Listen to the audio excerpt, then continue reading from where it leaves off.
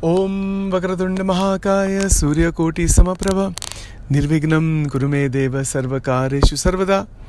Om Namo Bhagavate Shri Swaminarayanaya Namaha. Shri Sadgurubhyo Namaha. Welcome to SwaminarayanSpirituality.com. This is Sachin Karnik. This is the fourth talk on the link between Advaita Vedanta, non-dualistic Vedanta and similar approaches with the Vachanamrutam of Bhagwan Swaminarayan, or who is also known as Sajanand Swami Maharaj. Again, these recordings are an attempt to present to the world community in the English language the spiritual teachings, the Vedantic teachings, the Bhakti-related teachings of Sajanand Swami. There is quite a bit of misunderstanding and many times even misrepresentation of his teachings, and it is an attempt on my part to present as objectively as possible his ideas, his perspectives, his teachings, his approach, and link that or show what is the relationship with non-dualistic Vedanta or Advaita Vedanta and other similar approaches. Please also note that it is not my intention to criticize anyone. I'm not also trying to proselytize. That means that trying to promote Sajanand Swami against somebody else or against anybody else. That is not my intention. I am also a student of multiple approaches, including Advaita Vedanta and many other forms of spiritual sadhana. So it is an attempt to try to present Sajanand Swami's integrated approach and my own interpretation on this. So if you go through the Swaminarayan texts in the Gujarati language, or many are in Sanskrit also, they have their particular meaning. But then the interpretation can vary quite a bit, and then the particular perspectives on it. So when I give my perspective, I will certainly say this is my perspective on it. The actual language is what it is, and it depends how one understands it. And then, of course, why did Maharaj speak that language in that particular way? So there's a lot of history and to try to probe further these ideas. So anyways, I want to thank you all for taking the precious time to listen to all this. Now, first of all, I want to make it very clear that when we use the word Advaita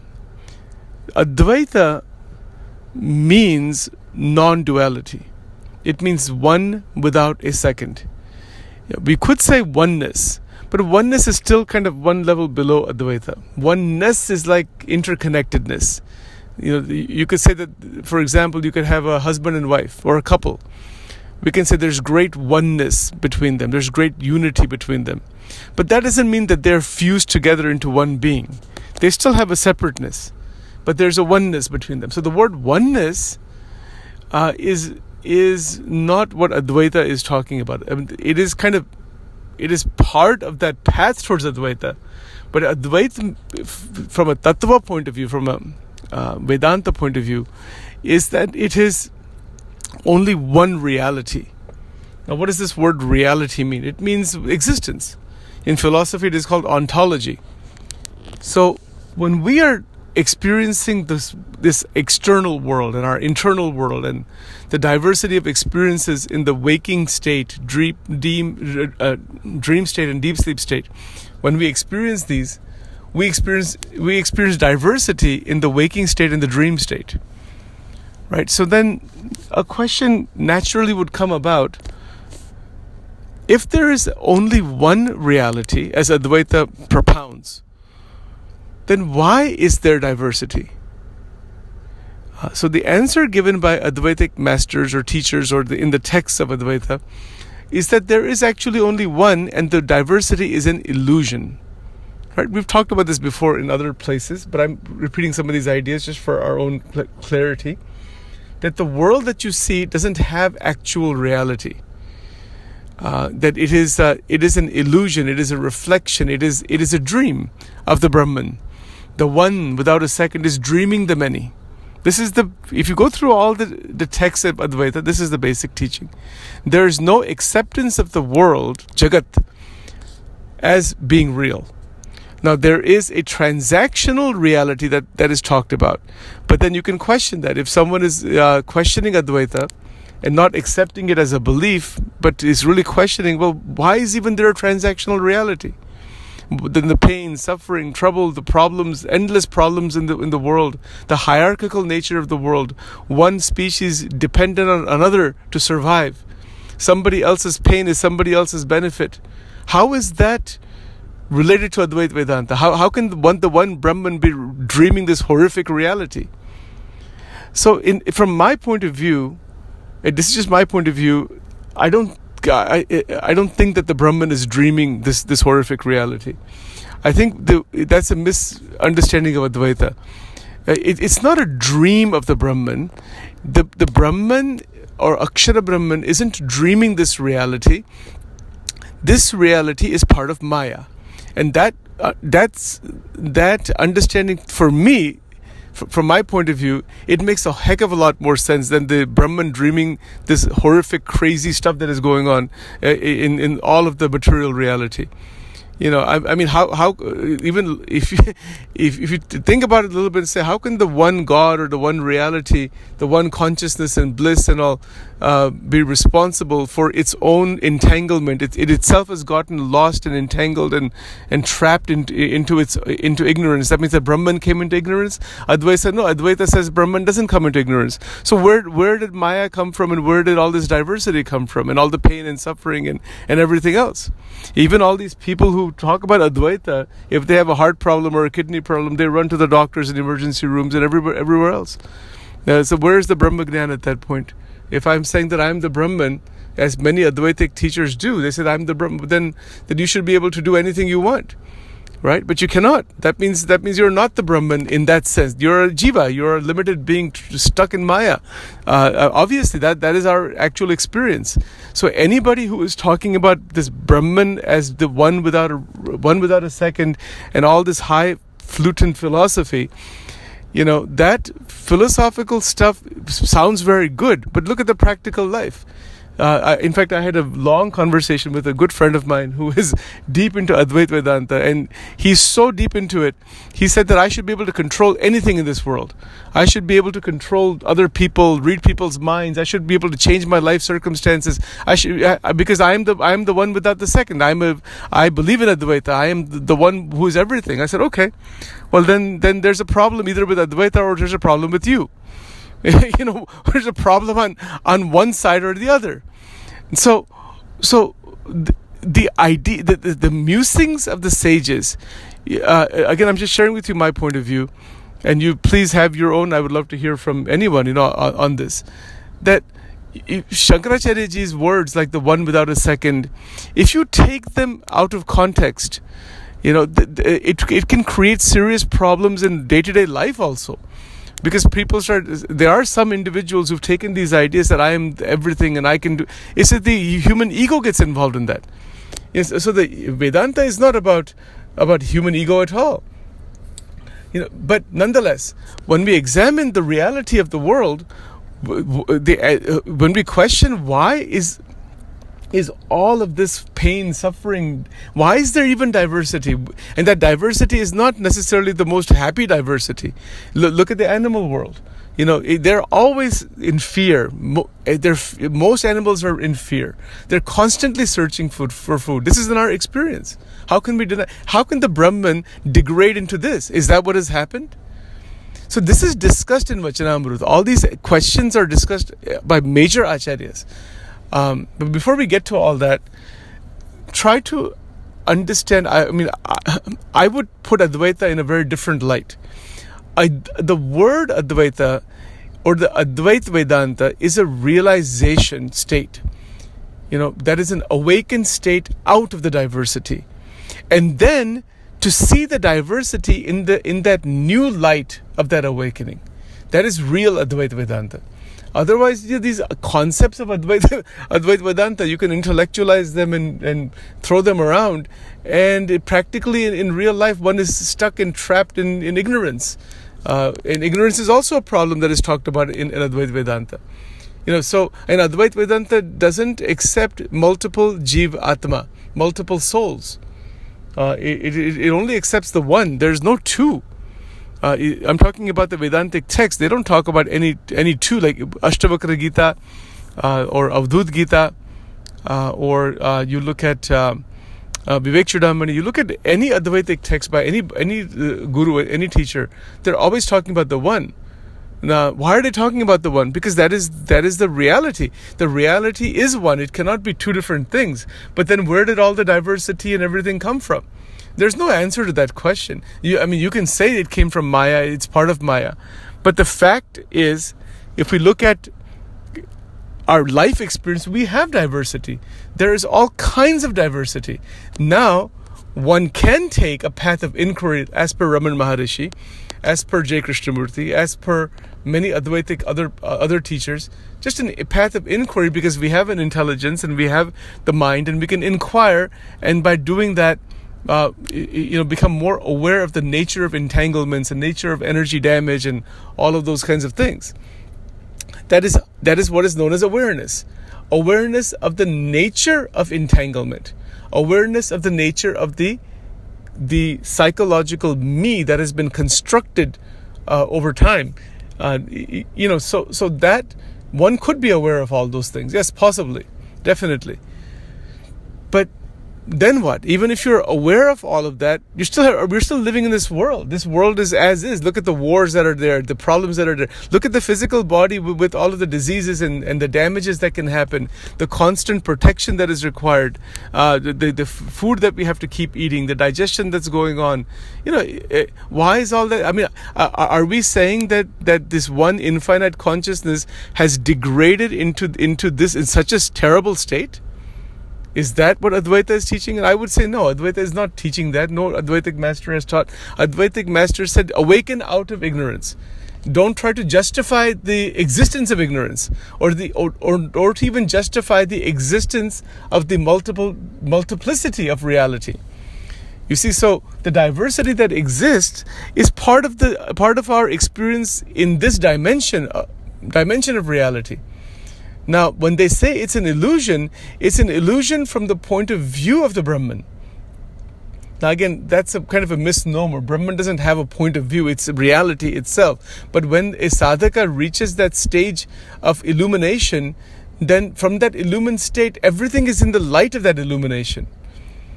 So then from that state, these statements are made that everything is Brahman. That point is written by Sajanand Swami in Garada Vachanamrut number 39. And 40, both Vachanamruts do talk about this, that when the Mahamukta, Shriji Maharaj talked about Mahamukta. Mahamukta is a highly liberated being who sees Brahman only as the reality. You see, so this is very interesting. It is a highly awakened state, that there is just the one. In Krishnamurti's language, that is the ground. But again, that's an esoteric idea. We don't know exactly what he's referring to, but it sounds like he's referring to the Brahman of Advaita Vedanta. But again, whatever anybody may be talking about, we have to realize ourselves what that might be. Now, very practically in our life, from our point of view, this is just my perspective, keeping life balanced is absolutely paramount. We are living in the diverse world. Everybody is, whether it is Ramakrishna Paramahans or Sajanand Swami or Jesus or Guru Nanak or anybody else that has come after them or before them. We're all living in this world, and everybody has to go from this world. Everybody who has a body, that body will go as per genetics, as per the biological phenomena of aging, right? So the practicality of Vedanta is really more towards oneness. Not that, the oneness and interconnectedness and harmonious living, yes, that is the most extraordinary teaching that one can get from Vedanta in life. Now, if one is aiming to realize the non-dual Brahman, the one without a second, what kind of life is required for that? A life of zero entanglement, zero energy disturbance, zero raga dvesha. It might sound ideal, but that's what's needed. As per my study of the scriptures, I'm sharing with you that if there is even the slightest entanglement in this material world, the Shadripu, Kam, Krodh, Lobh, Moha, Matsar, Asha, Trishna, Irsha, Ahankar, these doshas, if these faults, if these deficiencies are there, there's no chance of realizing the one without a second. How in the world is that going to happen? it's too far ahead. One is stuck inside all the distortions of this world. And all you have to do is turn on the TV just for 2 minutes, and that's all you'll see. It's the three gunas of Maya: Sattva-gun, Rajagun, Tamagun. Sattva-gun is relatively less, mostly Rajagun, Tamagun. Right? I hope you're familiar with those terms. If not, just ask me about it. I can explain it in more detail. So, to live an awakened life, that is the beauty of Advaita Vedanta. That Nijatmanam Brahmarupam, that you who you are, realize you are the Atman and you are the Brahman. Shikshapatri, Shlok 116, Sajanand Swami Maharaj. So he's put all of Advaita Vedanta right in that one sentence only. Right? But then what? Now let's say you are if you are in that state, what kind of life is it? It's a life of tremendous openness. It's a life of great realization, but that is not the end point as per Sajanand Swami. Now somebody will say, wait a minute, if you are the Brahman and that is infinite consciousness, and just assume for a moment that at least hypothetically we're talking about it right now, if you are in that state, there's no you also by the way. Once you are the Brahman, the individual personality is not even functioning in the usual sense, in Samadhi state. It is still functioning here, but not in Samadhi state, in Nirvikalpa Samadhi. It's functioning here with that wisdom, yes, that's correct. That the personality then resonates with that state. So that's another way to look at it. But there is the big question that why are the Bhakti Acharyas, the Bhakti Sampradayas, which is about 10 to 20% of Sanatana Dharma, why are they talking about God beyond the Brahman? I mean, this is the basic idea, that Parabrahman is something beyond the Brahman, has a form, and that is God actually. Every Bhakti Sampradaya Acharya has talked about that. Ramanujacharya has said that. Sajanand Swami has said that. All of the Goswamis in the Gaudiya Vaishnav path have said that. The Vallabhacharya and his lineage has said that. Nimbarkacharya has said that. Every Acharya who came after Shankaracharya has said this. And they all disagreed with Shankaracharya on this point. They agreed with him on this point that yes, that there is the oneness of the Atman and the Brahman. Yes, the Brahman is impersonal Brahman. It's a formless light, formless divinity, pure awareness. You can call it that. And then it's infinite also. Anantam, Satyam Anantam Brahma. So they all agreed with him on that, but they said that's not the end. There's actually God beyond that. Now from where we are, we could easily say that, wait a minute, these acharyas are playing some psychological game with the public, because they want to believe in God. That's why they've created this idea of God. That's a big criticism. And again, as you know, I'm trying to present these things objectively. You take it the way you want, and you try to reflect on it the way you want. Sachin is not trying to convince anybody one way or the other. You figure it out yourself, what you make of all of this thing.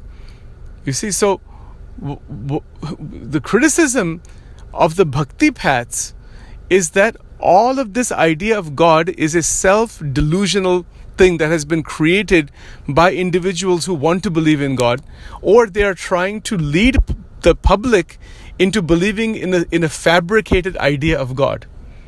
This is exactly what J. Krishnamurti's idea was all about, and there's a lot, and then he's not the only one.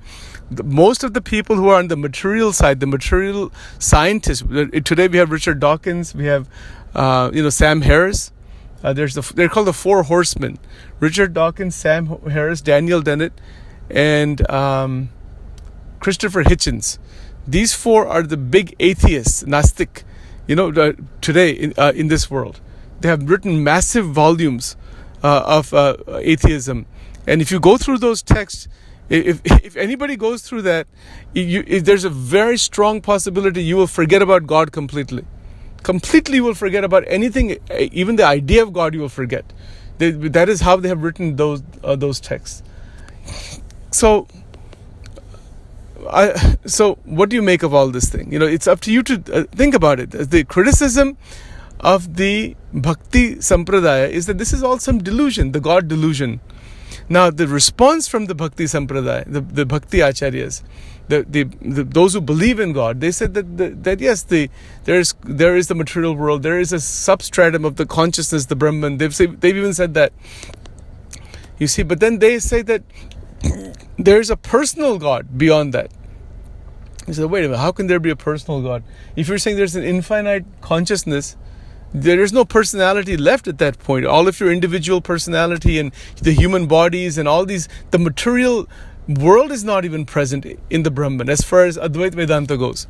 It's basically disappeared. It's like the multifaceted material reality has disappeared for that great mukta and for that great liberated being. Only the Brahman is, nothing else. Sarvam Khalvidam Brahma. See the Mahavakyas of the Upanishad. So Sajanand Swami has said, yes, that is there. But he says that Parabrahman is beyond that. He's saying that. Now, but just by saying that, what does that mean?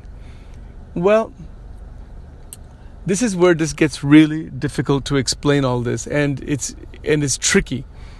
Now, one can approach this with faith. Someone can, during the time of Maharaj or during the time of Ramanujacharya or others who said that there's Bhagwan Narayan, there's a form, there's God there, that the Shishyas, the devotees or those around them could say, yes, Guruji, I believe what you're saying, that it's a belief after all. And then they show some mantras, some sadhana to see that form. There's different mantras that are there, that are shown by all of the acharyas on the bhakti side, that are chanted, prayers are chanted, and then one can, in samadhi, or by the grace of that particular form of God, comes to you and you are devoted towards God that way. Christianity has a similar idea also. Again, if you really go into this all depends on you. If you want to experiment with bhakti, that's a great thing to try. So I'm going to share with you my perspective on all this thing now. Because I've been sharing with you a perspective or an interpretation perspective based on my readings and study for the last many years. You may have other perspectives, and that's perfectly fine. But I'm just trying to present spirituality in a very objective manner. So this is my thought about all this. See, spirituality is experimentation. Anybody can form a belief. For example, if I say that I want to believe that there is God, Parabrahman, maybe that is Krishna, maybe that is Shiva, maybe that is Bhagwan Swaminarayan, maybe that is somebody else, maybe that is Jesus, whoever, or just some concept of God in my mind that is God. Like the Jewish people have. They have the Jehovah concept that there's a God, that spoke to Moses. Someone like me, someone like anybody else can say, okay, I believe that. It's a belief. Now, how does that help us? The belief is helpful in promoting certain stability to the mental activity in this life. To that extent, yes. Definitely, it can be helpful. But there's also problems in that also. People have become fanatical. There's religious wars. There's arguments upon arguments. There's, all different kinds of dislike towards others who don't believe a particular way. So these are all the other side effects of belief and nishta, which are there throughout the world. So they're also there. But assume for a moment that someone has a belief, it's a good belief and is not creating trouble for others or for oneself. But then what? If I believe that there is God, beyond me, somewhere, sitting somewhere, present everywhere, how does that change anything in my life? You see, does it actually change my life? Does it actually mean anything other than there's a belief? It can provide a support. As I mentioned in the last talk, that belief in God provides a certain support. Okay, but you can argue against that also. You can say, why do I need such a support? I just want to live my life, happily. I would rather believe in scientists and doctors and medical people and all that for support rather than some abstract God you have created. There's quite a few people of this mindset also. All right. So the approach to take, this is my recommendation for those who are trying to explore spirituality. And you will see in the life of Sajanand Swami, whatever his beliefs may have been in childhood with regards to believing in Sri Krishna, believing in the Shaligram, believing in the Vishishtadvaita philosophy, or whatever conviction he may have had, look at what he did. He didn't just stop there. he basically literally left the home at the age of 11. Kind of an extreme thing to do, but he did it though, because he wanted to experiment and find out. See the power of experimentation. He went to Gopal Yogi in the Himalayas. He went to different mountains over there, went to different other yogis and became a shishya, became a student of them and mastered and learned Ashtanga Yoga. Why? Why would anybody learn Ashtanga Yoga? Because they want to go beyond the belief into the reality itself. Otherwise, he could have stayed at home in the Chapaya village or in the northern area of that UP province, Uttar Pradesh province. Others could have done that also. Even someone like Raman Maharishi also. Why there's so much experimentation in sadhana, with the path of inquiry, going into the mountains and sitting in silence and sitting for meditation and sitting with inquiry and probing the question, who am I? What is all this thing? It is a sadhana. It is not just belief. It is experimentation. So I would like to highlight here that anyone who has been awakened to any higher truth of any kind has experimented with the spiritual ideas and to put them into practice and see what happens. So for example, if you take a mantra like the Om mantra, Om, right? There's also Gayatri mantra, Om Bhurbhuvasvaha, Om Tat Savitur Varenyam, Bhargo Devasya Dhimahi, Dhiyo Yo Nah Prachodayat, Om, right? This is a Gayatri mantra. This mantra was also chanted by Nilkant Varni, Sajanand Swami, before he was Sajanand Swami, in the Himalayas.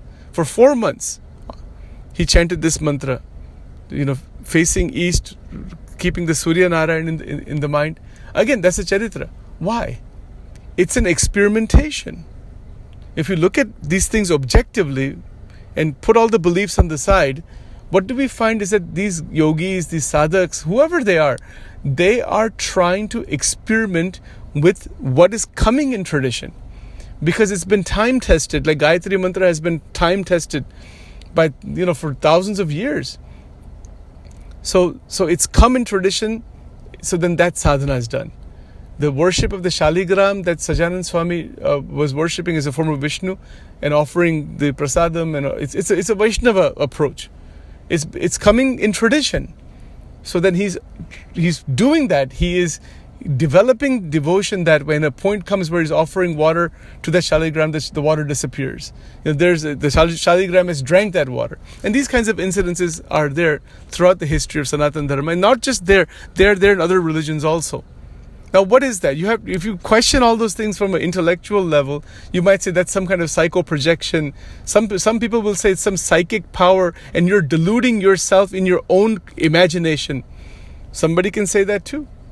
If you look at all these things objectively, that if you're offering some prasadam to a shivling or a shaligram or to a murti, and that food disappears or vanishes or something mystical happens with it, they would say that is some psychic power, that is a mystical power at play.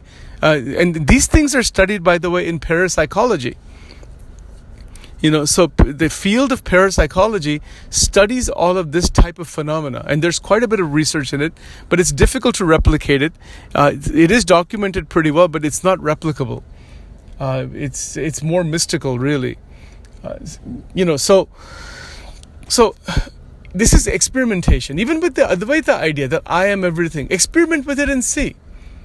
If you say that I am everything, are you really everything? If you have injury to the body, can you heal that injury just by a thought? There are yogis who may have been able to do that because of yogic power. Maybe they can do that. Maybe there's yogis who are able to live for long periods of time without taking any water or food. You see, so then what is that? Is that some kind of a different higher energy that they have opened up? What is all that? Bottom line here is that this is a matter of personal experience, personal experimentation, and to try out the power of a particular teaching. So for example, as I mentioned before, those gurus that are teaching that God is with form, and you have a murti at home, and you are worshipping that image, that murti as God, Archa Swarup. Try it out and see. Experiment with it and see what happens psychologically. See what the benefit is. Is there a benefit? Or are you feeling stuck somewhere with that? That doesn't work out for you. You have to try for yourself. That's the only way you can find out. Whatever the teachings may be, unless we try it out and see what it does, we will not know. Otherwise, what generally happens, people get caught up in debates. And I mentioned this last time. These debates have very little significance. They have only significance to the point where one is genuinely wanting to discover the truth. If one is approaching any guru, any teacher with a great open mind to discover something new, something further, yes, absolutely. Then that's not even a debate at that point. It's an exploration. Debates are usually among people who have preformed conclusions, and then they're just trying to convince each other. I mean, from my point of view, that doesn't mean a whole lot. Usually the egos get involved in that, as I mentioned before, right? So when we are trying to apply any particular idea, see what occurs when we try to do so. And in the application, the reality is going to be presented in front of us. And that's what's of most significance than anything else. Whichever approach anybody takes, what is the reality? Now, in my recordings here, I am presenting, the comparative spirituality. And like things like what Sajanand Swami mentioned about Nirakar Akshara Brahma, Ekaras Chaitanya Brahma. Again, these things all sound very interesting, but these are concepts in our mind. For discover, is there really such a thing as the Ekaras Chaitanya Brahman and all, the one without a second Brahman, as Advaita also is saying. How do you discover that? And if you discover it, what happens to you?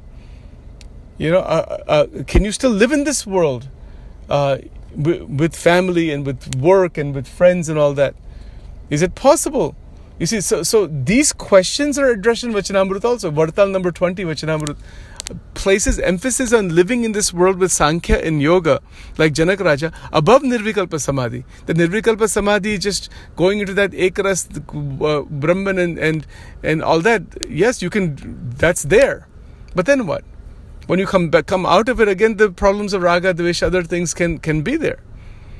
So it is better to live in this world with like an open eye meditation, with the whole diversity in a very balanced way, with Sankhya and Yoga, and not be affected in any which way. And such a state, as per Sajanand Swami, Shriji Maharaj, he says that is better than Nirvikalpa Samadhi.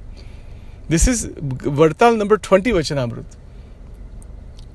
You see, so the practicality of these concepts is the key. Otherwise, one can go into the forest and into the Himalayas and start to meditate further in the inner world in isolation for long periods of time, like the ancient mystics and ancient rishis had done. And then, yes, then you will see what is in Nirvikalpa Samadhi and the different universes and the Brahmanda and all those things. Even Shriji Maharaj, when he was in the Himalayas, he did all those meditations.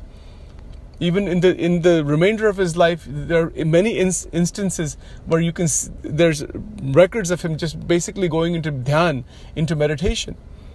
And then he'll go into the meditation and see different things, like in Vachanamrut, Garada Madhya number 1 Vachanamrut. There's this whole description of the universe, and he was out of the body and saw the different lokas, and so many things are there. These are yogic states. He mentioned about then seeing the Atma and the Kshetragna within, and all these things are there. That sounds very interesting to read, but what does it mean for any of us? I mean, whatever mystical stuff anybody else has written, that's their experience. What about us? Where are we with all of this thing? So for us to dive into spirituality, my perspective and recommendation is that do not create imbalance in life with anything.